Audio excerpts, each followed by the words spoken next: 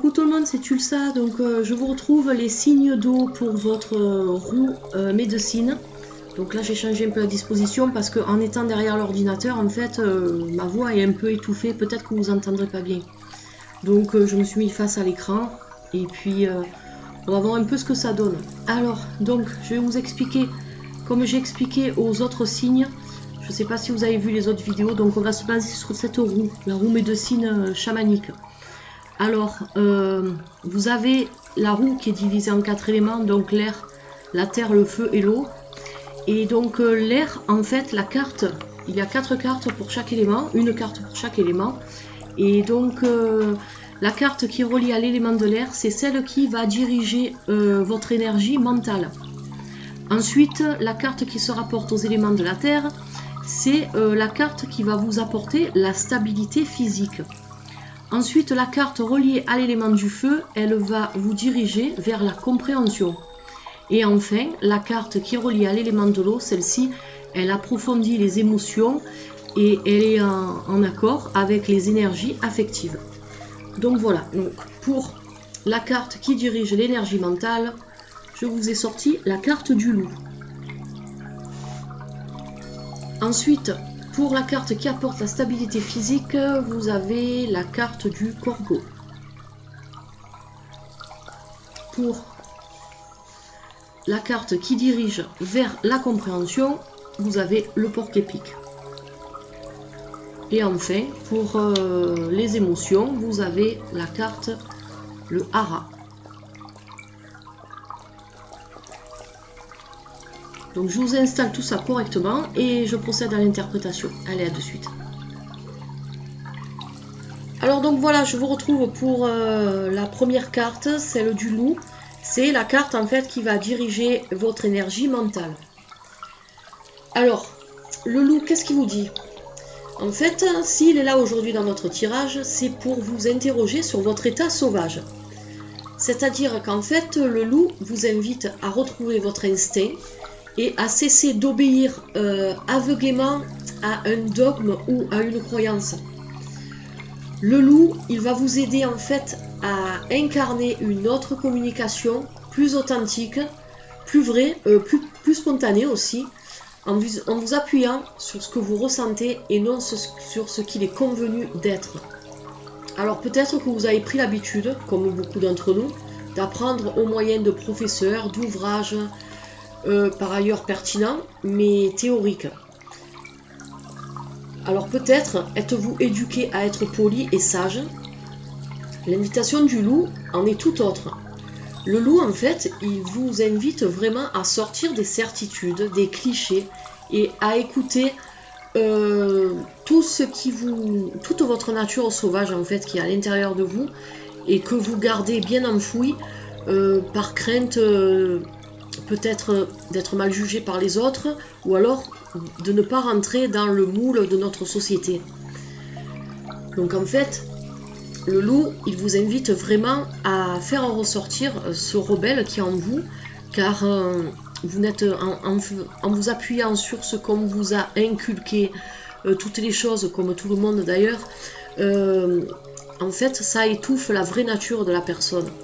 Et donc beaucoup de croyances, beaucoup de choses comme ça, on croit, on a été depuis tout petit en fait, on a été, on va dire, formaté, hein, comme les ordinateurs, voilà, on nous a formaté à une image qu'on a voulu qu'on ait, mais en fait, au fond de nous, c'est tout autre.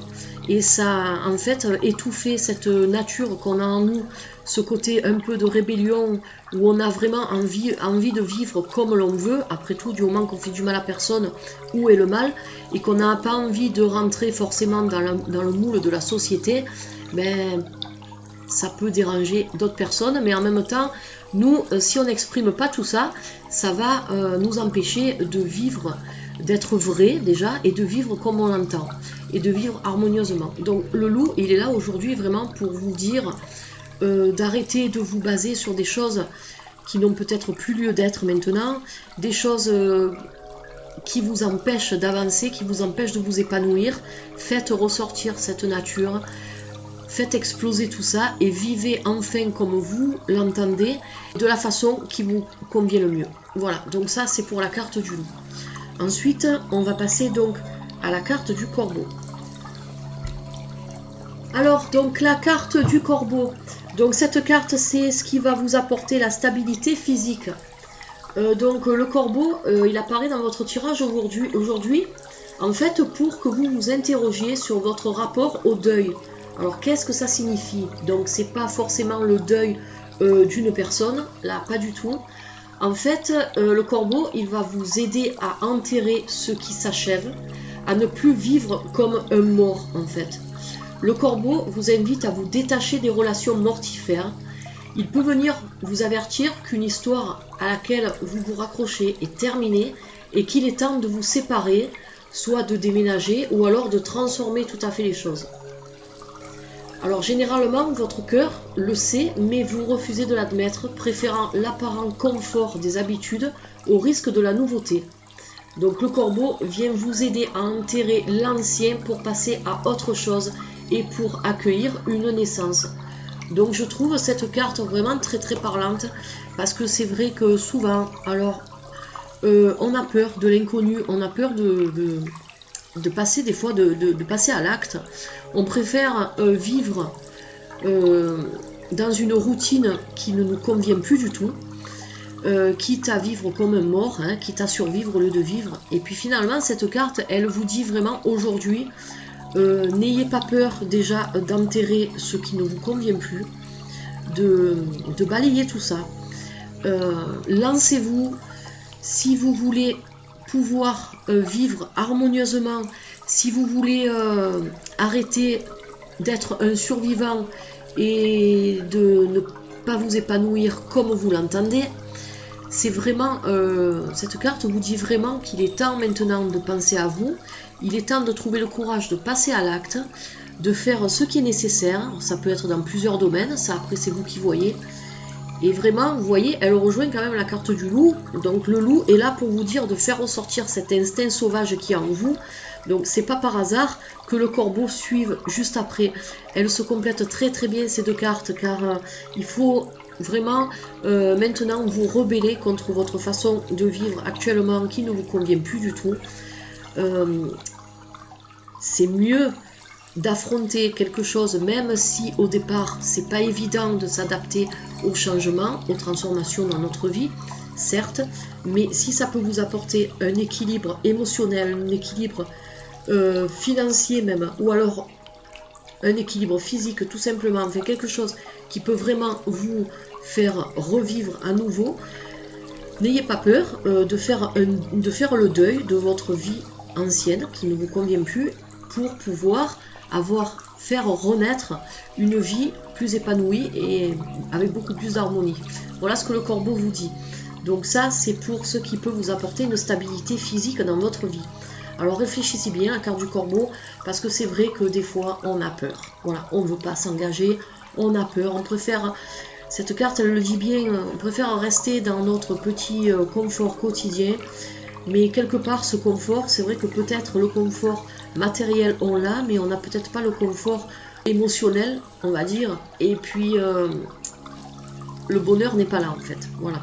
Donc, cette carte, elle vous dit vraiment, maintenant, si vous vous posez des questions, c'est le moment de changer les choses. Bien sûr, ça ne concernera pas tout le monde, mais ne serait-ce que par rapport, ça peut toucher plusieurs domaines, le domaine professionnel, le domaine sentimental, le domaine affectif, la famille, les amis, vous voyez, c'est très très vaste. Donc s'il y a des choses qui ne vous conviennent plus maintenant et que vous voulez changer, ben, c'est le moment de le faire, le corbeau vous le dit bien. Voilà, donc ça c'est pour la stabilité physique. Maintenant on va passer à la carte du porc-épic. Alors donc le porc-épic, alors lui c'est ce qui va vous diriger vers la compréhension d'une situation ou d'autres personnes. Donc il est là aujourd'hui, c'est généralement pour réveiller l'instinct de votre enfant intérieur. Alors cette carte vous demande, est-ce que vous restez naïf? La naïveté est-elle chez vous synonyme de fragilité? Donc vivez-vous la vulnérabilité comme une dimension péjorative? Comme beaucoup, souvent c'est vrai que quand on est vulnérable face à des personnes ou face à une situation, on a tendance à prendre ça comme une faiblesse, mais c'est pas forcément le cas tout le temps. C'est pas parce qu'on a une part de naïveté en nous qu'on est forcément faible, loin de là. Donc c'est ce que cette carte signifie. Alors le porc épique, il vous interroge aussi sur votre goût du jeu. Alors savez-vous jouer, vous amuser d'un rien et apprécier les petits plaisirs simples de la vie? Savez-vous apprécier des choses simples comme le coucher du soleil ou alors la lumière qui se reflète sur une feuille? Ça peut être n'importe quoi. Elle vous demande vraiment, cette carte, de vous remémorer les choses que vous faites par plaisir. Alors est-ce qu'il y a des choses qui vous plaisent? Jouer à un jeu, ça peut être n'importe quoi. Jouer avec vos animaux, vos enfants. Faire des tirages de cartes comme on fait là par exemple, puisque ça reste une distraction.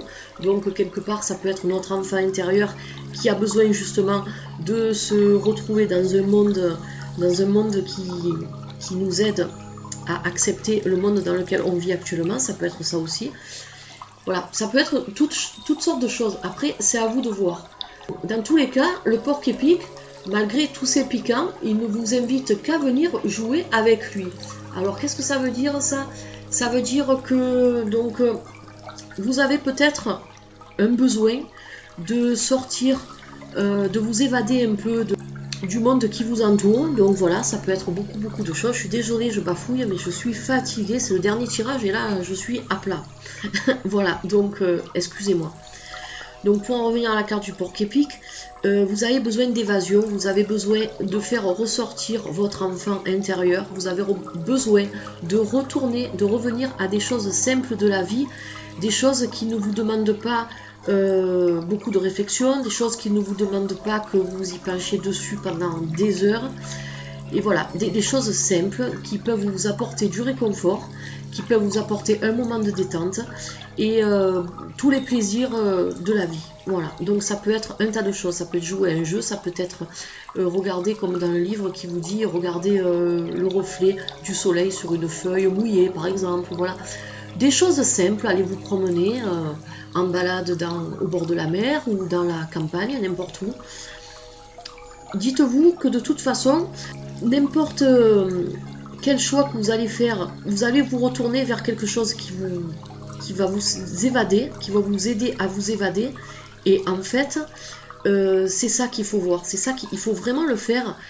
Cette carte, elle vous le dit bien, car le fait de faire ça, en fait, ça va vous apaiser l'esprit, ça va vous donner un temps de repos, ça va vous ramener peut-être au bien-être de l'enfance que vous avez oublié depuis le temps, et ça va vous replonger vraiment dans une période d'insouciance et de bonheur. Donc tout ça, ça va vous aider à vous diriger vers la compréhension envers les autres ou envers ce qui vous entoure. Donc vous voyez que cette carte, si elle est à cet endroit-là aujourd'hui, pour vous, c'est pas par hasard. Ça veut dire que si vous voulez mieux comprendre le monde qui vous entoure et les personnes qui vous entourent, il faut vraiment vous plonger dans cet état-là. Donc écoutez vraiment la carte du porc épique. Replongez-vous dans des choses simples de la vie, des choses qui peuvent vous apaiser et vous apporter énormément et plus que vous ne l'imaginez. Voilà, donc ça c'est pour le porc épique. Maintenant on va passer à la dernière carte, le hara. Alors donc voilà, la dernière carte, le hara, donc on reste dans la même lignée, dans le même message en fait que les autres cartes. C'est marrant ça, parce que en fait le hara aujourd'hui, s'il apparaît dans votre tirage, il vous demande est-ce que vous êtes libre de votre comportement et de vos émotions. Donc c'est vraiment une carte qui parle bien, qui parle beaucoup, et en fait, le hara, il est là pour vous rappeler votre essence primordiale qui s'inspire et se nourrit de ce qui est beau, élégant et raffiné. L'élégance s'incarne autant dans votre communication, dans votre façon de vous habiller, de décorer votre habitat. Donc l'élégance, c'est vraiment une part de vous qui ressort dans ce tirage-là. Par rapport à ça, il ne faut pas non plus que vous soyez prisonnier d'une image que vous vous efforcez peut-être de donner aux autres pour être apprécié. Donc c'est bien, l'élégance c'est bien, je veux dire prendre soin, dans ce cas-là l'élégance ça veut dire prendre soin de soi, prendre soin de l'environnement qui nous entoure, prendre soin des choses physiques, des choses matérielles.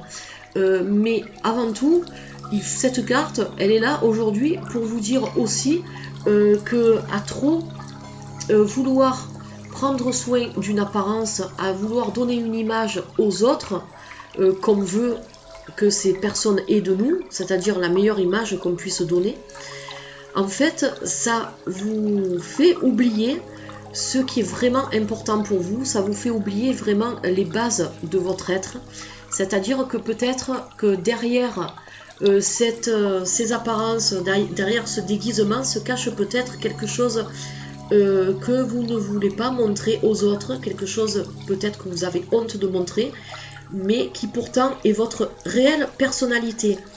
Donc essayez de passer outre tout ça, essayez de montrer un peu plus votre vraie nature, ne la cachez plus derrière des choses qui sont au final artificielles.